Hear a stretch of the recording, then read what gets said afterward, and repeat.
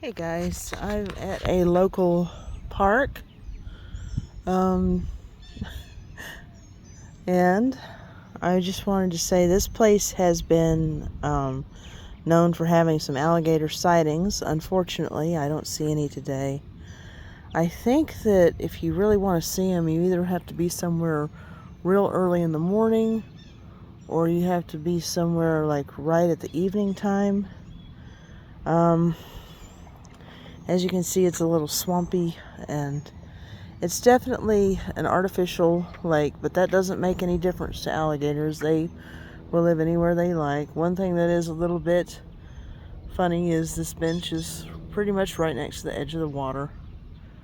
Um, I would actually really like to see one.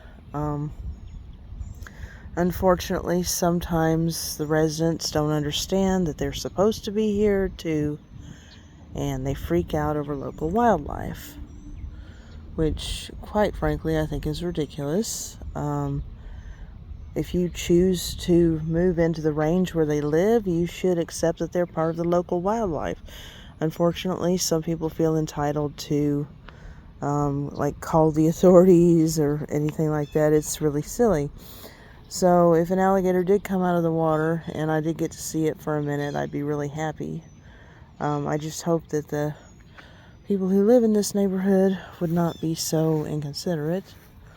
Technically, this may or may not be for residents only, but I am a resident of the area, if not this specific little neighborhood. So it's not as if I'm some person from a whole other region coming in here.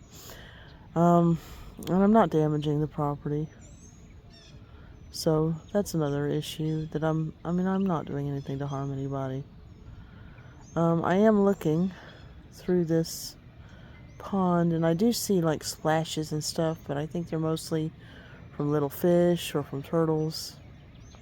This is definitely an active pond here with lots and lots of wildlife. I saw some pretty snowy egrets flying around earlier. I don't know if it's picking it up on the camera, but there's several birds singing right now, which are really pretty. One thing I happen to see a lot of when I'm out doing these walks is turtles, and I like to watch them as well. Sometimes there's actually quite a bit of activity out here. I just saw a fish jump over there. I'm not sure what type of fish it was, but see, it's a very active little pond. So there's lots of fish, there's lots of birds, and I'm sure there's lots of turtles out there. I'm just not seeing them at the moment. But there's also supposed to be alligators in this pond. And I am a bit back from the bank, so it's not, if I'm not going to get grabbed, guys. I'm not going to like walk right up to the water, because that would be silly. I really wanted to go to Brazos Bend. Unfortunately, I just can't do that right now. Maybe sometime soon in the future. There's quite a bit of movement of little fish in the water around here. I'm not too far from the water right now, but there's this grass in between, so if something jumped out, I could run backwards real quick. One of the main things that worries me is that if people feed them, it's not good, because that can make them not scared of people. Usually alligators will try to avoid humans, which is good for most people.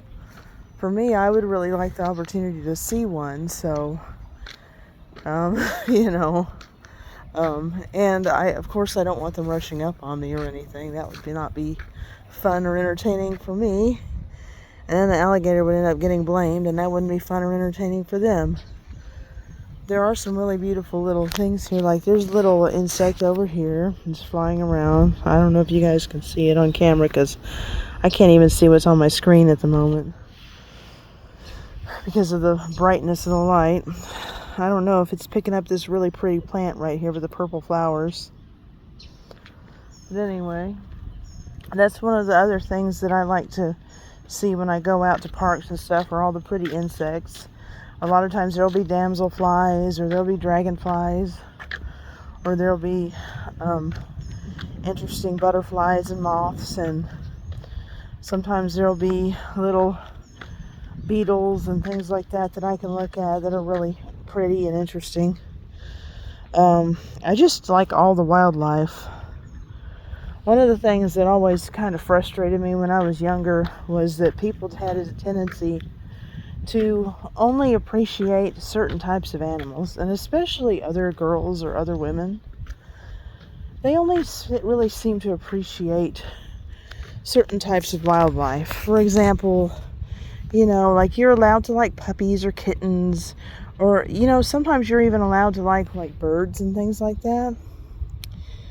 But I have an appreciation for pretty much all animals. So that would include things like, alligators, or things like amphibians, frogs, toads, salamanders. I'm sure there's plenty of those around here as well. Snakes. I like snakes. Sometimes I get on the local Facebook groups or the, next door group, and they're so callous and so odd about like snakes and stuff. Like they want to just kill them as soon as they see them. And to me, that's not right, because you've moved into the home range of that animal and you just want to kill them because they exist. I mean, that's silly. And it's not productive or helpful. I am surprised with as many alligator sightings as there have been right here at this particular pond that there aren't any signs warning of them. There are signs saying something about who's allowed to be here and who's not allowed to be here, but there's no warning signs regarding the local wildlife, which I find incredibly irresponsible, particularly as this is a residential neighborhood, and albeit a very posh and rich residential neighborhood, as you can likely tell from the houses around me and the docks attached to the lake, which implies they have their own little private boats and yachts and what have you that they put out on these local lakes. That, which is very sad in a way, because there are children that play around here, and while the local wildlife is not generally a danger to children, and they do try to avoid people, there are times when that can be a very dangerous situation, particularly for dogs or for small children. So, and of course, cats. I've had for many years cats that were outside that we took care of. We had 2 of them that stayed outside for most of that time, and one of them was named Blackie and one of them was named Smokey. Now, we brought Blackie inside because she was going blind and she needed seizure medicine. So she's our inside kitty now. She's very elderly. She's about 17 years old. We're doing our best to take care of her. And the other one was Smokey, and she unfortunately passed away recently. She just had a pretty bad skin condition, and there was no viable option to treat it. And so unfortunately she has passed away recently.